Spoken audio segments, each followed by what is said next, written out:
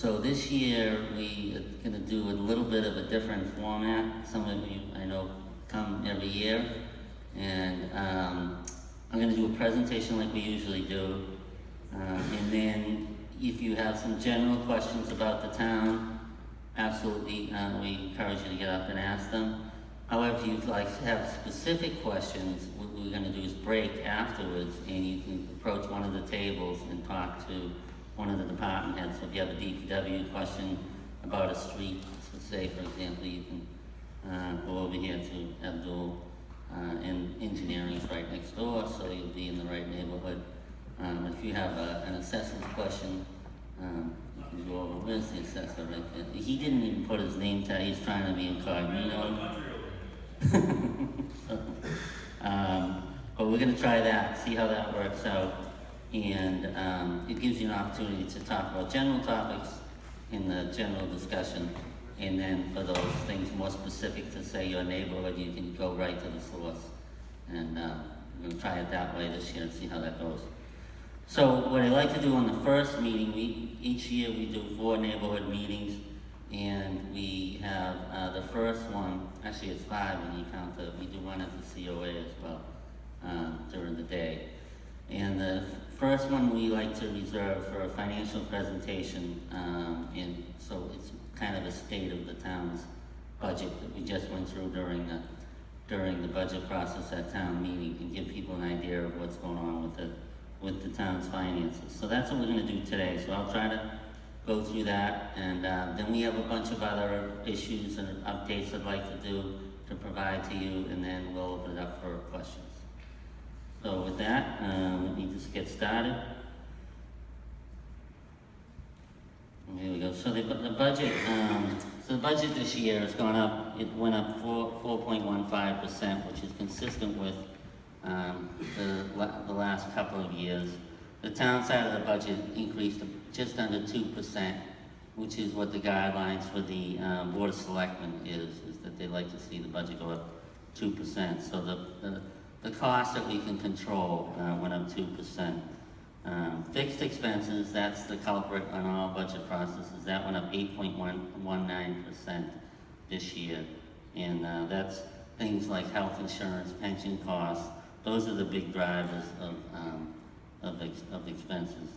The public school system, the Billerica Public School System went up just under 3%, 2.98%. And Shawsheen went up 5.39% this year. So those are some of the big areas, the big drivers of the budget process. The budget is, as always, is funded exclusively through through reoccurring revenue sources, and we don't use one-time revenue resources to fund the budget, because that's like using your savings account, and that's not a great idea to do your day-to-day budgeting. So the town, in my office, I put the budget together, and then I send it to the Board of Selectmen, and then it's scrutinized by the Finance Committee. And that process takes about a month and a half before it gets off to town meeting. And so this year the budget was $141.5 million, and that was approved by town meeting just a couple of weeks ago. So this is a table that I put together each year, and it shows you sort of the highlights. Some I already mentioned, but the budget itself went up 4.15%, as I said. But when you add in the water enterprise and the sewer enterprise, the budget actually went up 3.58% because water and sewer went down a little bit. And that's a reflection of the money that we're investing in water and wastewater, that we've been able to control a lot of our cost escalation through some of the technology improvements that we've had. Like we've gone to a one shift on the wastewater department, so that we're not running 3 shifts anymore, and it's run overnight for the most part through pages and cell phones. So that's why that cost has been contained, with the exception of the debt. The debt particularly for the enterprise wastewater has gone up a large amount. But you can see that the town side of the budget, as I said, went up 1.95%, and the total town budget's around 33 million, or 34 million, I should say. And then when you look at education, Billerica Public Education is 61 million, and Shawshene is 10 million, for a total of 72 million out of the 141 that goes to education. And the total town school shared cost is 35 million, and that represents a large chunk of those fixed expenses that I was telling you about. And this is for people that like to see it better in a picture than anything else. And you can see that Shawshene is green and Billerica Public Education is red, and it makes up half the budget. And then fixed costs make up about 25% of the budget. And then general government is that other quarter, which is largely public safety, public works. And then you get into general government, like a lot of the offices you see here today, like planning, my office, and then the library and recreation and human services on this side. So that's how your budget is split up, and that's where all your tax dollars are going. The rate of increase in the budget is gone down a little bit in the last couple of years.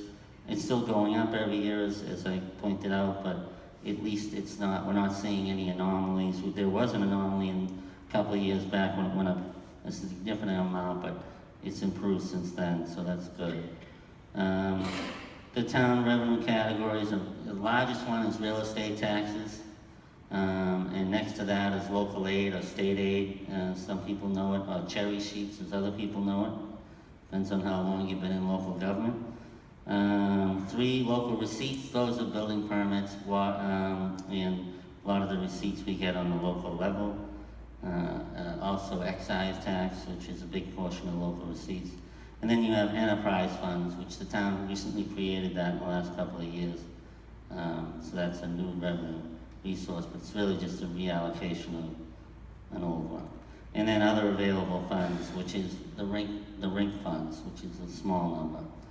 So that shows up this way again in the picture. You see the levy is the biggest piece of the budget, 73%. And I always say when this comes up is that that's a good thing that we are largely dependent on our own tax revenue, as opposed to, say, a community like Lowell, where their tax revenue is 50% or less of their total revenue. When the economy goes south, or when the state starts giving out local aid, that's when they see huge impacts on their services and their tax rates. So we're in a good, healthy position as a town, and that's been recognized by both Moody's and S&P. When we recently went out to borrow $90 million, they affirmed our bond rating of AA plus on AA2 for Moody's, and that puts us in a class of 1 or 2 communities that carries the level of debt that we carry, and carries the highest rating in the Commonwealth, along with 1 or 2 other communities. So that's a pretty good place for us to be, and it has allowed us to go out and borrow money at a very efficient rate for the school. So this just shows you that tax revenue is a steady and dependable resource. It goes up 2.5% every year plus new growth. This just shows you that we went to an enterprise fund in the last 3 years, and that money's reclassified in another area. This shows you that local aid is more turbulent and is reflected on the way the economy goes. So when the economy goes south, so does local aid. So local aid doesn't change much over time because you're always making up for dips in local aid. And then this is the same stuff, and the total revenue for the town this year is 163 million, and if you remember the number I said for the budget is 141 million, but there are other things that come on top of that 141 million, which is the 2 enterprise budgets, as well as overlay and other things that the town has to pay. And so the total obligation for the town is 163.8 million, and we are able to make that in revenues. We cannot run at a deficit like the federal government can, and that's a good thing.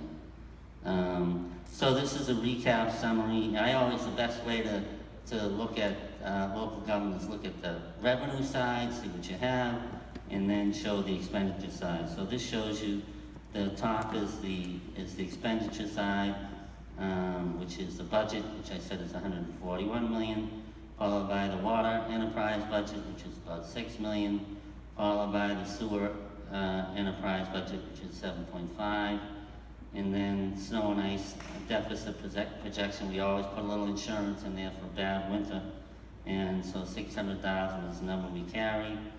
And then overlay appropriation is 2.8 million, and that's for abatements and things of that nature, cases, court cases. But we do pretty well on that area, thanks to Rich. State and county assessments, this is the back charge from the state that we get for things like the MBTA and charges that are assessed to the cities and towns, so it's 5.4 million. And free cash and warrant articles, right now we don't show any because we do that in the fall, so you'll see that in the fall. And the same thing with other funded articles. So then the sources, that's the 164 million. Then the sources, property tax, that's at 73%, which is almost 120 million. Local aid, 25 million. And local receipts is 10.3. Water enterprise receipts is 4.2. And wastewater enterprise is 3.7. And both of those numbers are lower than what we bring in and what we're charging for water enterprise and wastewater, and the difference is subsidized by the general fund. And then rink revolving account, I mentioned, it's $83,000, and that money goes to pay for the debt for capital work on the rink. So that's it. That balances our budget. That's our revenues and expenditures. And then the things that have impacted the budget this year, I call out a couple of things that are conscious changes to the budget. We have a new CPA clerk that was budgeted for this year. We had, we moved the assessment center and, the substance abuse expense into the budget this year. It used to be in a separate warrant article, but that's been moved into the budget. An assessment center is added as well in that section, and it will be doing assessment centers are for promotions in public safety, and we'll be doing that this year as well. There are fewer elections this year, although unfortunately with the passing of Senator Donnelly, that's going to change, and we'll probably make an adjustment in the fall for that. Or actually, I think we're going to do that. We're going to do that through the Finance FinCom Reserve Fund before the end of the year. So then there's a few other things that happened. We've added a dispatcher to the police department. There's some reorganization expenses that we are looking at with the fire department and building department. We're increasing staffing there because of work demand in that department. Engineering, there are some DEP mandates, unfunded mandates that we're required to do for the stormwater management stuff, permits. Solid waste went down a little bit, and we've had some retirements this year, so we've increased that amount as well. Then minor contractual changes is things like step increases and things like that, not contractual in terms of not things we just negotiated or settled, but things that they're responsible for anyway. That's about 244,000. And the education change shows up in there, the 3% for the schools and the 5% for Shawsheen. And then there's all the fixed expenses. Healthcare's going up $1 million, debt's going up 166,000, Medicare is going up a little bit, retirement's going up almost $1 million. And OPEB, which is other post-employment benefits, we're adding $500,000 to that this year. So the total dollar change is $5.6 million to the budget. This shows you that we're well under the cap for Proposition 2.5. That's a good thing. That gives us a lot of room for, if anything happens with the economy, that we have room to grow. But we're almost $10 million under Proposition 2.5. That is a good place for us to be. And then our excess levy capacity as it compares to surrounding communities. Billerica is in the green, and our excess capacity is higher than all of our neighbors, including Burlington, which I find to be the biggest surprise, because Burlington has a very large revenue base, commercial, and for us to be higher than them in excess capacity, I think points out that we've shown a lot of discipline in our budgeting. This just shows you a relationship of debt to budget. The debt's been fairly stable, and the budget has increased each year, as we've already pointed out. This is what makes up our debt service, and as no surprise, most of our debt service is wastewater or sewer, followed by water, and then the Parker Elementary School is in the yellow, and after that there are smaller projects. That purple school debt, I believe, is the new old Ditson, if that's what we could call it. This shows you where we want to be. The blue line is what we project for debt service each year, which is just over $9 million. But projecting out where we're going to be is the red line, and the difference between the blue line and the red line will use debt stabilization, so that the impact of the tax rate will be the same each year for debt service. And this is really the key to what we used with S&P and Moody's to ensure them that we had a financial plan into the future and make sure that we got a good bond rating. And this is a table that shows that same schedule. Then I'll just breeze through this stuff. This is what makes up our full-time employment. Most in the town side, most of it's public safety. 58% of it is public safety, followed by public works. And then if you do looking at the town and the schools, the school is a much larger portion of the employee base in the town. But this shows you the trend on employees in the town, so it's fairly stable. There haven't been a lot of changes in the number of employees in town over the last 4 years.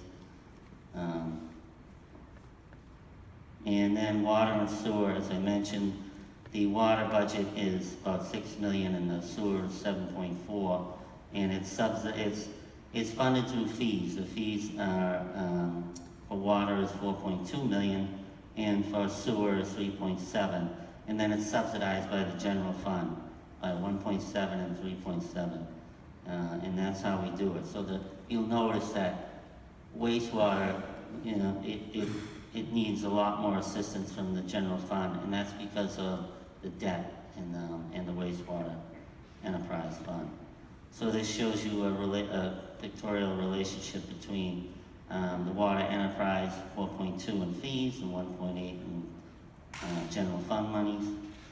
And then you see in wastewater, we're much more dependent on the general fund with 3.7 million, almost the same amount that we get in fees. And this is just showing you that the operations budget, when you cut the debt out, operation is fully funded by fees on both enterprise budgets. Couple of projects that we're working on, so that's the end of the financial piece, but I wanted to just talk to you about a couple of things we're doing. One is probably the most visible one. You drive through it, I would imagine, every day on Boston Road. This is, we call it the MassWorks project, because it was funded partially through a grant through MassWorks. And the picture on the left is a drawing or a rendering of what the project is going to look like. And the picture on the right is the project today. And I just want to call your attention to the telephone poles. When you look at the one on the right, it's a real busy picture, and that's because of the telephone poles. All those poles are coming out, and when they come out, I think that the project is gonna be really magnificent. And there is a couple of little subtle changes that we did along the way. If you look on the right, on the left, we had the trees on the back side of the sidewalk. We moved them into the brick accent portion of the sidewalk. We thought that helped us with some easement issues, and I think it's going to make the project nicer with the way it is. In fact, you can see one of these other pictures. We have, so the tree grates on the right, you know, it's a nice little feature for that project. And, the trees are also lit up for the winter. So this will be a real nice project when it's done. On the other side of this of the street, the sidewalk sort of meander through, almost like a linear park, and hoping that will encourage a lot more pedestrian traffic in the center when this is over. And one of the goals for this project is to connect that whole mall area to the center area and make them more one area as opposed to two silos. So these are some more pictures of that project. And then jumping to the high school project, we are through, I believe, I can read this right.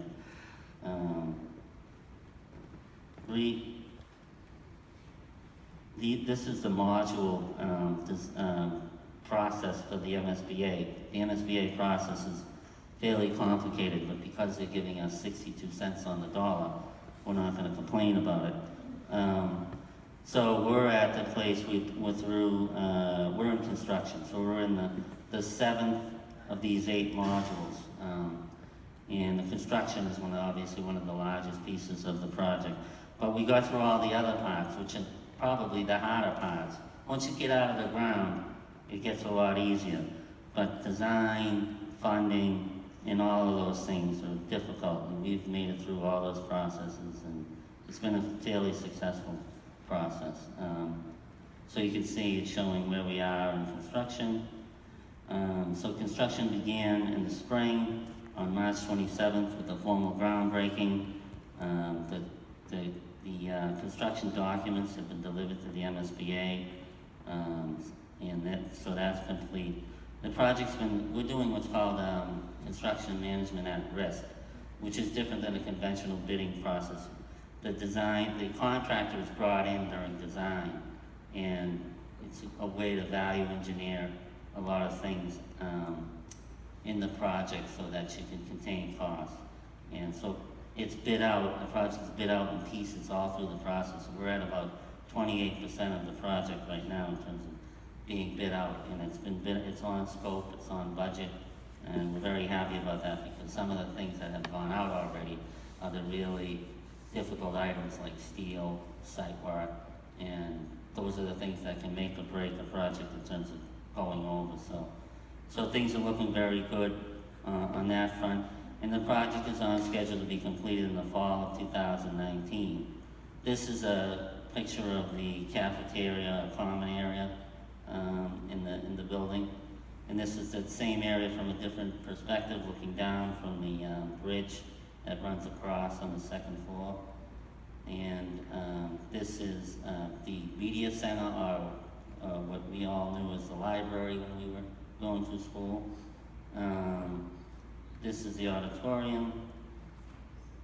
This is just sort of a common area where kids can study or meet and do different things. There's a couple of these laid out throughout the school. It's a really nice feature. This is the gymnasium. It's a fairly good sized gymnasium. It's a nice space. We could actually have the graduation in here if they had rain. But I think they're gonna plan on doing those on the field. These are some of the pictures. These are actually a little bit dated, but you can see those are the footings being poured and the walls being put up. So it's moving right along, and they're gonna start erecting the steel, I believe, on June 26th. So things are moving right along in that project. And so we expect that the building itself will be completed in September of 2019. That's when the building will open. And then the second phase is doing the fields, and that will be completed in the fall of 2020.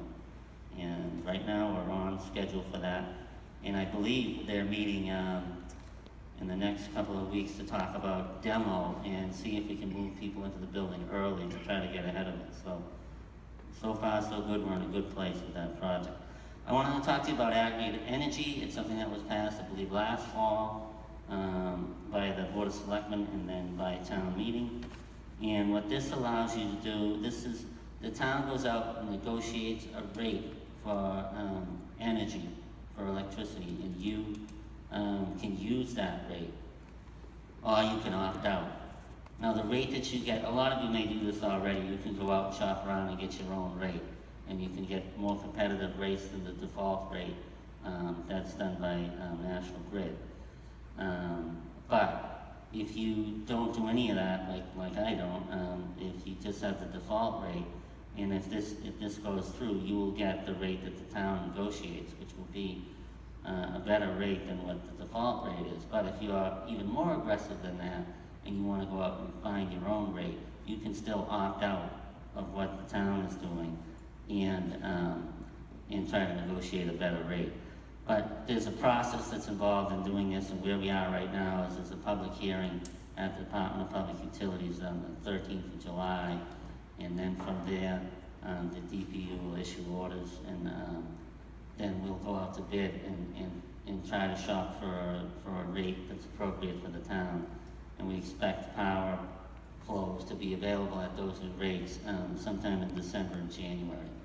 So keep your eyes out for that, because that's something that could save you a little money annually, and I think the board was thinking that this is a good way to offset some of the increases you see, like for example from the high school vote that the town did, which is about $200 on the average household.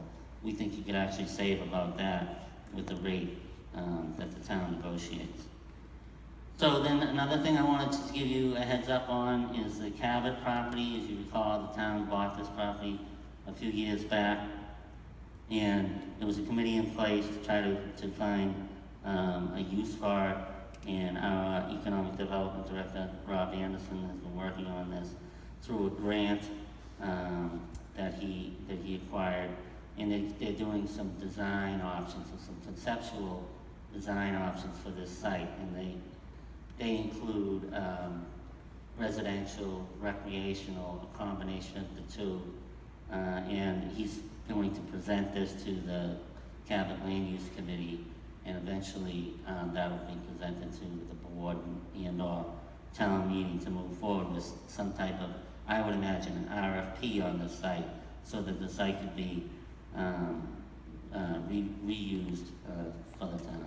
So this one you see here is a residential proposal on that site. And if you're not familiar, it's a site in between River Street and Richardson Street, behind the town center, but in front of the river. And so this is one proposal. This is a combination, I believe, of residential and that's a multi-use building. And then this is exclusively recreational. And then this third one is recreational, but it's actually two buildings of recreational use. I think it's a bubble rink and something else.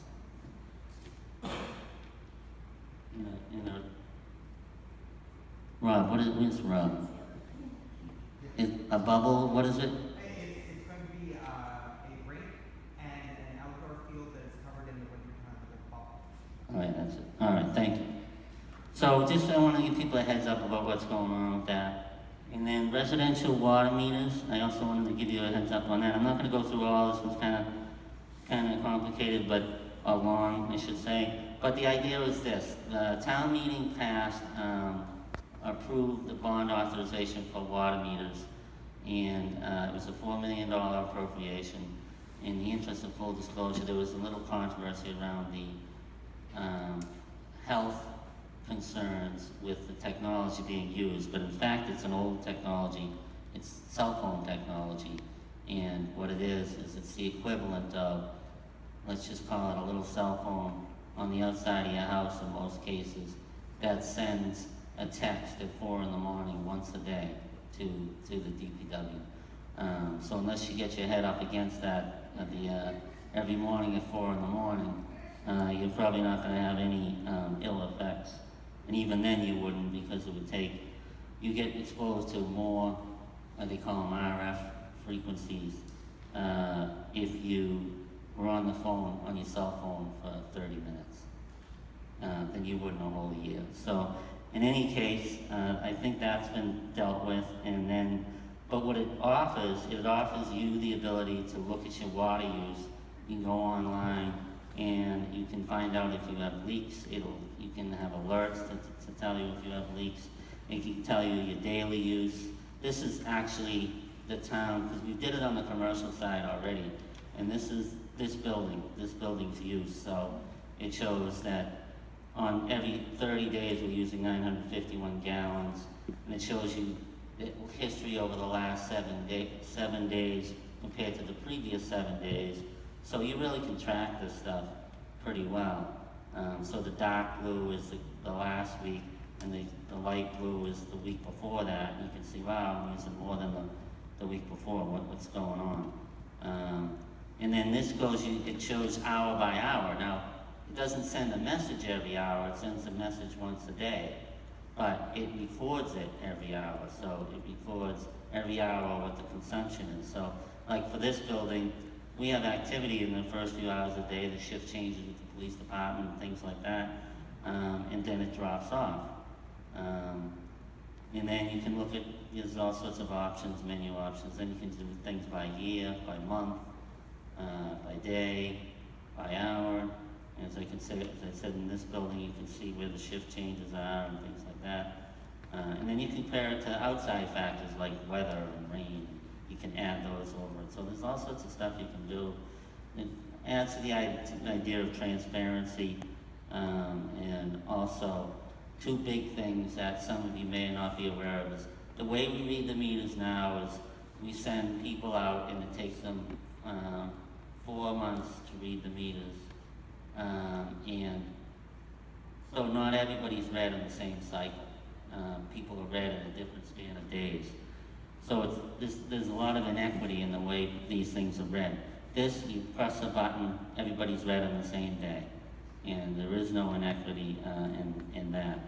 So that's going to be a huge enhancement and a huge increase in fairness for billing and accuracy. So we're looking forward to that. And that's going to happen over the next year. I know that we're getting that out to bid, and we're trying to get that done in a year. So when you get the call to install these things, please help us out so we can get that done in good order. And that's it. And if you have any questions for me, I'd be happy to answer them on any one of these things, anything generally that's going on in the town. And then after that, we'll do the other portion of the meeting. But does anybody have any